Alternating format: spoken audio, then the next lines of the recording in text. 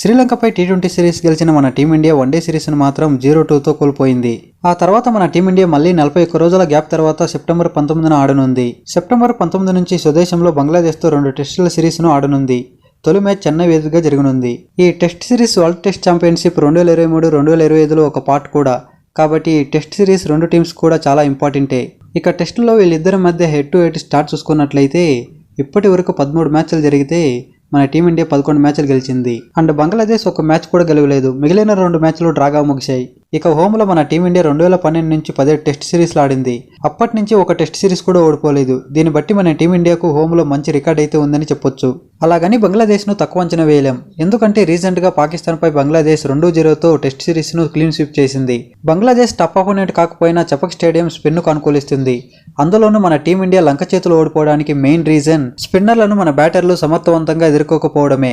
అంతేకాకుండా Bangladesh off break bowler Mehidy Hasan Miraz అద్భుతమైన ఫామ్లో ఉన్నాడు. అతను బోత్ బౌలింగ్ అండ్ బ్యాటింగ్లోనూ సత్తా చాటగలడు. అతను ఒక మ్యాచ్ విన్నర్ కూడా. ఇతనితో పాటు షకీబుల్ హాసన్ కూడా మ్యాచ్ను మలుపు తిప్పగలడు. సో అందుకని బంగ్లాను మనం తక్కువ అంచనా వేయలేం. ఇక విరాట్ కోహ్లీ, రిషబ్ పంత్ తిరిగి భారత టెస్టు జట్టులోకి రావడంతో తుది జట్లో మార్పులు చోటు చేసుకోనున్నాయి. ఇంగ్లాండ్ సిరీస్లో ఆకట్టుకున్న సర్ఫరాజ్ ఖాన్ బెంచ్కే పరిమితం కావాల్సి ఉంటుంది. ఇక ఫస్ట్ టైం టీమిండియాకు ఎంపికైన ఎస్ దయాల్ అరంగేట్రం కోసం ఎదురు చూడాల్సి ఉంది. బంగ్లాతో తొలి టెస్టులో బుమ్రా అండ్ సిరాజ్ పేస్ బాధ్యతలు అందుకోనున్నారు. దీంతో ఎస్ దయాల్తో పాటు ఆకాశ్ దీప్ కూడా చోటు దక్కని పరిస్థితి ఏర్పడింది. ఇక స్పిన్నర్ల విషయానికి వస్తే ఈ గ్రౌండ్లో స్పిన్నర్లే కీలక పాత్ర పోషించనున్నారు.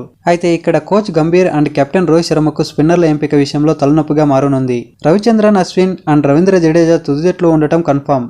ఇక అసలు సమస్య అంతా అక్షర్ పటేల్, కుల్దీప్ యాదవ్లలో ఒకరిని మాత్రమే ఎంపిక చేసుకోవాల్సి ఉంటుంది. వీళ్ళిద్దరూ కూడా మంచి బౌలింగ్ పర్ఫార్మెన్స్ ఇస్తున్నారు. అయితే దులీప్ ట్రోఫీలో బ్యాట్తోనూ సత్తా చాటిన అక్షర్ పటేల్ను ఎంచుకునే అవకాశాలు ఎక్కువగా ఉన్నాయి. ఇక మొదటి టెస్టుకు టీమిండియా ప్రాబబ్లీ ప్లేయింగ్ 11 ఒకసారి చూసుకున్నట్లయితే ఓపెనర్లుగా రోహిత్ శర్మ అండ్ యశస్వి జైస్వాల్ ఆడతారు.